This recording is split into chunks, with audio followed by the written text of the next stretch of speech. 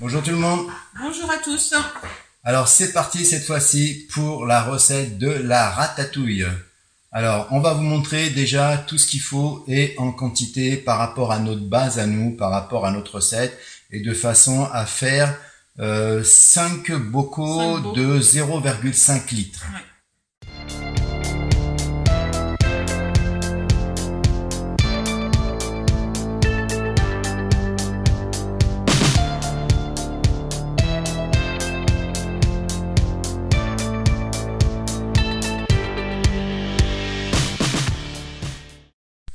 Alors Muriel, qu'est-ce qu'il nous faut pour faire cette ratatouille? Donc pour notre base de 5 pots de 500 ml, donc on va avoir besoin donc 1,4 kg de courgettes, aubergines, on est sur 800 g d'aubergines, poivrons 400 g d'aubergines, 1 kg de tomates, 300 g d'oignons et 5 gousses d'ail. On aura aussi également un petit peu d'herbe de Provence, une cuillère à café, ainsi que du gros sel, 3 doses, et du poivre, une cuillère à café également. Voilà, nous avons tous nos ingrédients pour notre base. Donc maintenant, il n'y a plus qu'à aller en cuisine. À tout à l'heure.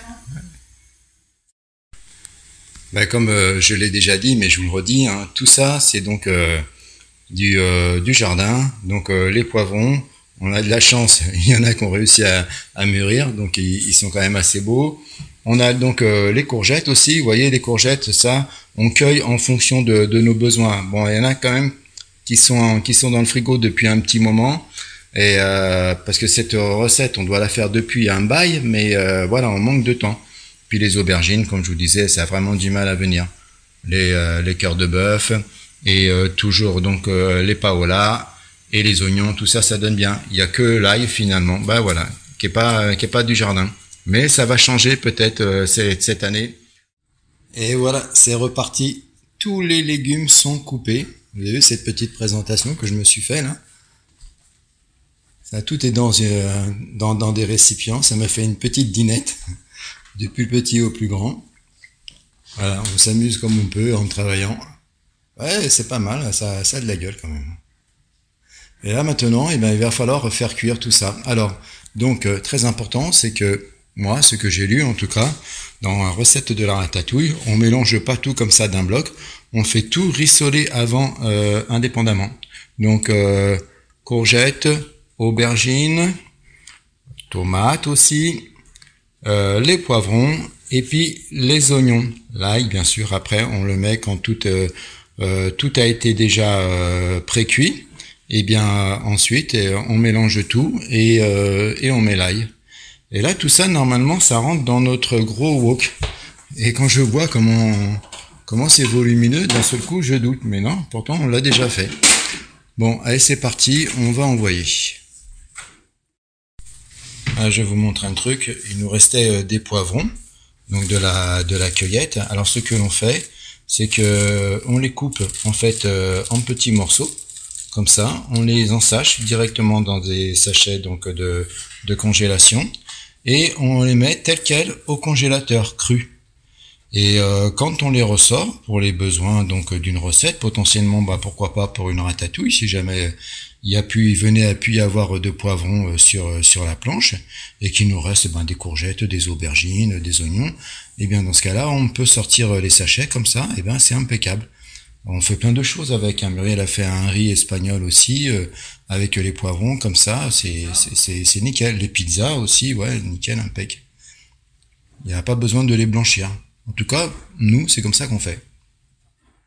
C'est parti donc pour commencer à faire rissoler les aubergines et les courgettes. Donc les aubergines, comme il y en a moins, 800 g dans le petit wok. Et les courgettes, 1,4 kg dans le wok un peu plus gros. Alors je mets ça sans matière grasse. Et l'idée c'est de faire rissoler pour que ça colore légèrement à feu vif pour faire en fait ressortir une grosse partie de l'eau pour éviter que finalement quand on fait notre ratatouille qu'il y ait trop d'eau et que finalement les légumes soient trop écrabouillés, ramollis et que ça fasse plus une purée qu'une ratatouille à la finale. Donc là, feu vif, à fond. Alors nous on a une vitro, ça chauffe pas topissime, hein. Mais voilà. Donc, et puis on remue régulièrement. Et après, ce que je fais de temps en temps, c'est que je viens, avec ici là j'ai un peu d'eau, je viens déglacer. Et une fois que j'aurai estimé que mes aubergines et mes courgettes auront rendu suffisamment leur eau, je viens donc avec un filet d'huile d'olive, je tartine un filet d'huile d'olive et je fais rissoler encore. Et ensuite, je remets ça donc dans les contenants en réservation. Et je vais passer après à la tomate et au poivron, et il restera les oignons. Voilà, bon, ça prend un certain temps, parce que là il y a quand même du volume. Il ne faut pas s'inquiéter, ça ne crame pas normalement. Il faut par contre, il faut être présent, et puis il faut remuer. Pas partir en vacances, quoi. Donc là, les courgettes, ça demande à cuire encore un peu. Par contre, les aubergines, c'est ok. Donc, de l'huile d'olive. Voilà. Et là, on laisse rissoler encore un petit moment.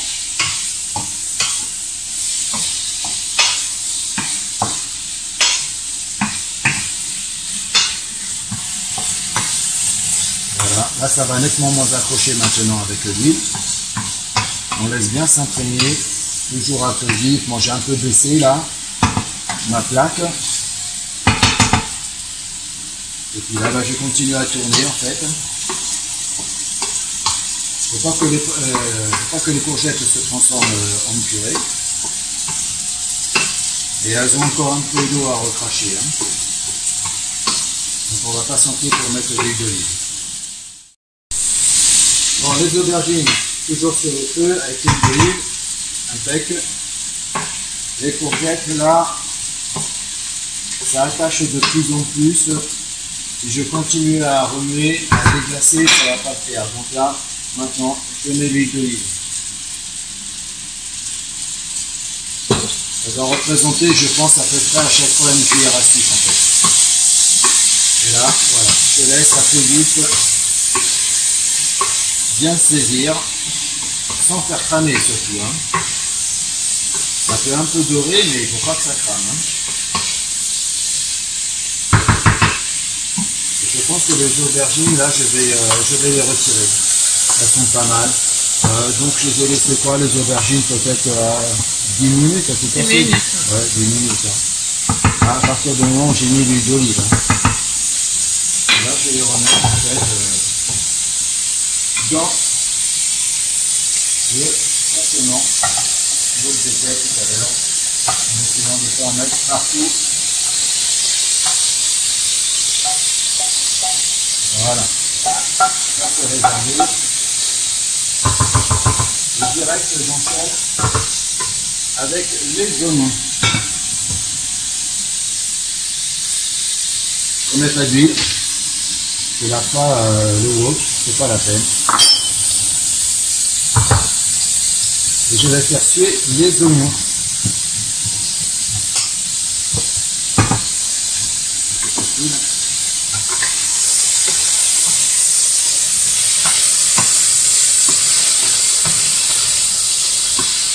Là, on peut bien saisir les courgettes. Nous, les wok qui sont un peu anciens, donc même beaucoup anciens, ils ont plus de 10 ans. Donc, ils commencent à coller un peu. Mais ça va encore. Là, il faut que je mette plus fort. J'avais dû en mettre plus fort.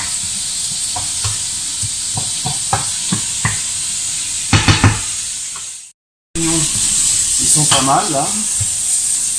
Ils sont assez sués. Un peu d'huile d'olive. Alors moins qu'une cuillère à soupe. Et là, on va baisser le feu parce que c'est un peu trop fort.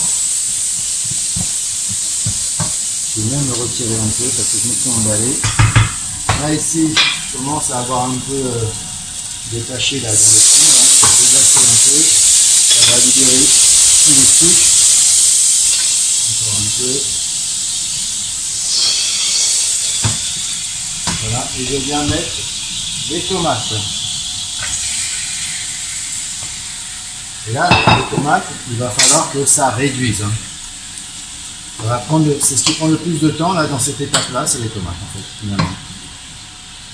Maintenant, là, ça a dû baisser. Je peux remettre les oignons, rissoler un peu. Ça va toujours tourner.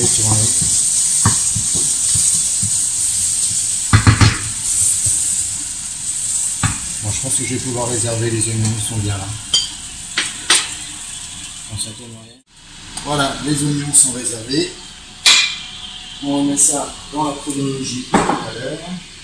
Et là maintenant, il nous reste les poivrons. Alors, même chose, je vais déglacer un peu ici, là. On va mettre un peu de puissance. Là aussi, un peu de puissance.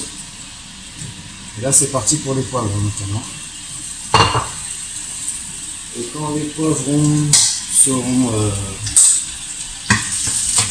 seront rissolés en fait, hein, et les tomates aussi, la tomate aura bien réduit, et ben on pourra après tout mélanger.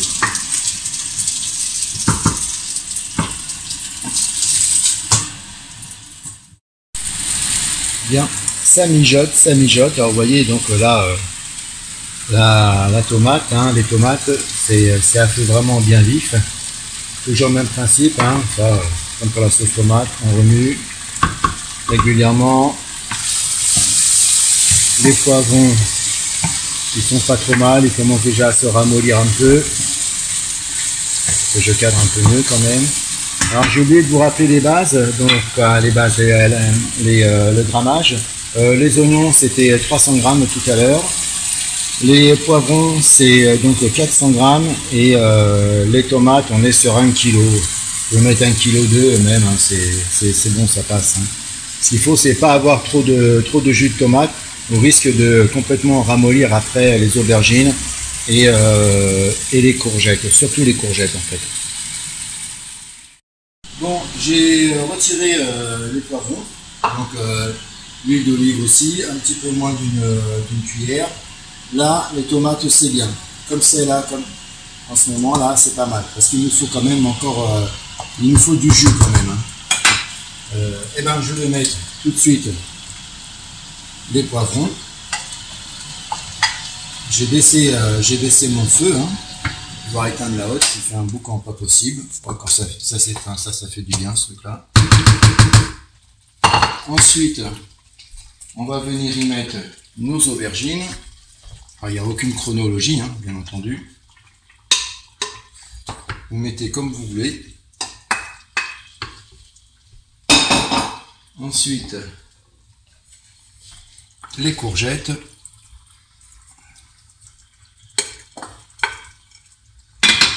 Et là, il nous reste les oignons.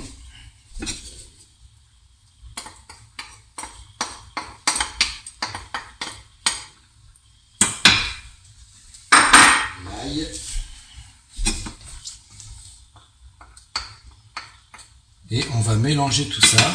Maintenant, je n'utilise plus en fait la cuillère en bois. Je vais utiliser une grosse cuillère comme ceci là, et je vais en fait tourner de cette façon parce que je trouve que ça mélange mieux et ça écrabouille moins en fait les légumes. Donc là, on mélange bien tous les ingrédients.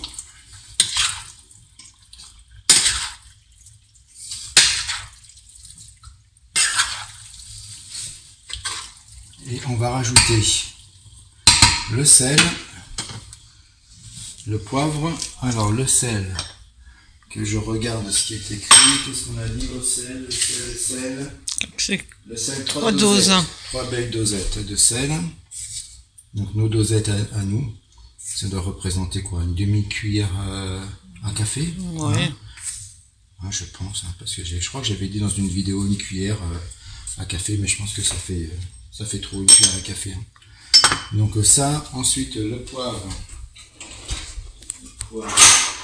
Donc le poivre, on a dit une demi-cuillère.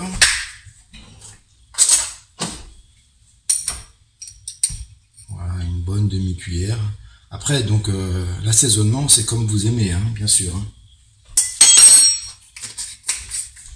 Donc ça, c'est fait. Et il nous reste quoi? Les herbes de Provence. Les herbes de Provence, une cuillère. Indispensable, herbes de Provence. Alors moi, je mets une bonne cuillère. Cuillère à café. Hein. Une cuillère à café. Je tartine bien les herbes de Provence. Parce que ça donne vraiment du goût. Et ensuite, la touche finale, c'est que je vais mettre environ 30 grammes. Là, je ne sais plus combien, on l'a pas pesé, mais ça doit représenter environ, je pense, 30 grammes de beurre. Alors, c'est pas une ratatouille normande. Hein. J'ai remarqué ça. Dernièrement, on est allé à Terrasson, visiter Terrasson. Hein. Ça fait bien longtemps qu'on habite en Dordogne, on n'avait pas encore visité Terrasson. Et on a mangé dans un restaurant. Et dans ce restaurant, j'ai bien senti, en fait, il y avait une petite ratatouille en accompagnement. J'ai bien senti qu'il y avait du beurre et ça m'a plu. Et je me suis dit, tiens, je vais y mettre du beurre. Sans exagérer, bien entendu. Il faut que ça reste provençal. Mais voilà, je trouve que ça donne du goût. Donc, on va mélanger ça doucement. Le beurre va fondre doucement, tranquillement, avec les épices, le sel, le poivre. Et là, on sent tout de suite là les arômes qui se libèrent. Le fait de tout mélanger, d'apporter l'assaisonnement. Voilà. Et là maintenant, ça va cuire gentiment. Donc ça va cuire à couvert,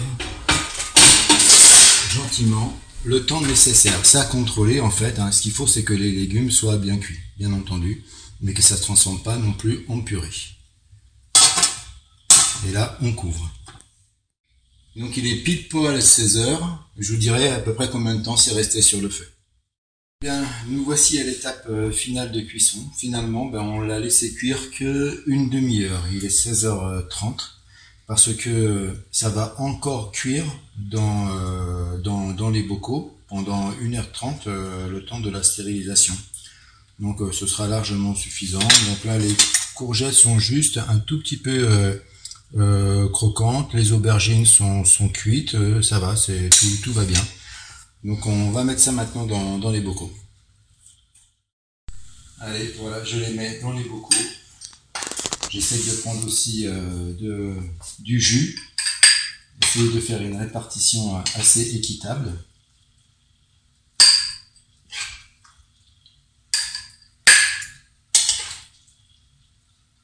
Il ne faut pas que je remplisse de trop. Alors, ça chauffe déjà. Oui. J'ai foutu partout. Alors après, je tasse un peu. Ça fait remonter le jus. Voilà, je pense que c'est bon. Il y a un repère en fait. Il y a un repère niveau max. Mais bon là, quand on est au niveau en fait, à ce niveau-là, c'est bien. Et le repère max, il est là. Max, ici. Bon, on monte un peu plus avec Muriel, un chou. Pas beaucoup plus, hein, franchement. Alors, il n'y a pas les joints, parce que là, les joints, on est en train de les faire bouillir pour les stériliser. Et ben, voilà, je fais cette opération après sur tous les bocaux. Normalement, on devrait en avoir 5. Si c'est comme la dernière fois.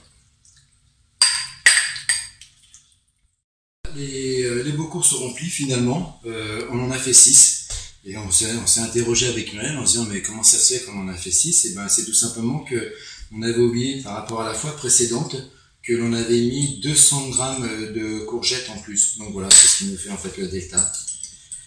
Et là maintenant, je ferme les pots.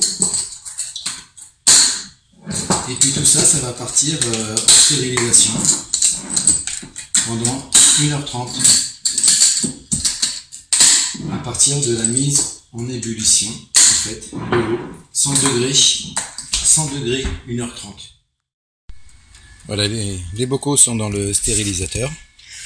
Il faut, pour ceux qui ne connaissent pas et qui n'auraient pas vu les vidéos précédentes, il faut donc forcément un stérilisateur. Là, c'est un stérilisateur électrique. Voilà. Assez puissant pour permettre une mise en ébullition quand même assez rapide. J'ai mis de l'eau chaude, donc du chauffe-eau qui sort à 54 degrés, comme les pots sont déjà bien chauds, il n'y a pas de choc thermique. Et il faut recouvrir les pots à peu près de 2 cm, donc on est largement au-dessus, donc minimum. Et puis bien entendu, ensuite, mettre le couvercle. Hop, le couvercle. Et moi, ce que je fais en plus, c'est que je rajoute une pierre au-dessus pour être sûr et certain que ça ne bouge pas. Et bien voilà, la stérilisation est terminée. Maintenant, il ne reste plus qu'à laisser refroidir les bocaux à l'intérieur du stérilisateur. Et puis, quand c'est terminé, ça donne quelque chose comme ça. Vous voyez là, ça c'est ce qu'on a fait donc il y a quelques jours déjà. Voilà, ça c'est un pot qui a été stérilisé. Alors, il y a peut-être un petit contre-jour, je vais peut-être me diriger plus comme ceci, voilà, c'est mieux. Alors on vérifie bien une chose, je vais le poser sur la rambarde de la pergola, on vérifie bien donc quand la stérilisation est terminée, on ouvre, et qu'il faut en fait que le couvercle tienne, avec le vide d'air qui s'est créé, ça fait ventouse, voilà, il faut que ça tienne. On referme par sécurité. Et puis voilà, fini. Il n'y aura plus qu'à déguster ça, je vais réussir à le dire. Donc, quand on en aura envie, là, sans doute pour l'hiver, si on a besoin de faire une petite ratatouille, là on ira taper dans les légumes du potager, et puis on se fera une petite ratatouille bien fraîche. Allez, tant que j'y suis, je vous montre mes petits semis aussi. Là, on a du brocoli, normalement, ici. Et puis là, on a du chou, et là, on a du fenouil. Et on a un temps, mais pourri, 18 degrés toute la journée, il flotte encore, et il nous annonce des températures de 10 degrés cette nuit, température de 10 degrés sur 2 jours. Oh là là, on est en plein mois d'août. Bon voilà les amis, la vidéo se termine sur la transformation des légumes en ratatouille. Et on discutait avec Muriel en se disant qu'est-ce qu'on va faire la prochaine fois en vidéo cuisine. Et Muriel elle a envie de faire de la joue de porc. De la joue de porc façon daube provençale. Et sa recette elle est vraiment extra. Donc si tu es d'accord Muriel, la prochaine vidéo. Oui. Ok, ça marche. Pas de souci. Bon, voilà, prochaine vidéo, ce sera de la joue de porc. Bonne soirée à vous. Allez, à la prochaine. Bye bye. Bye bye.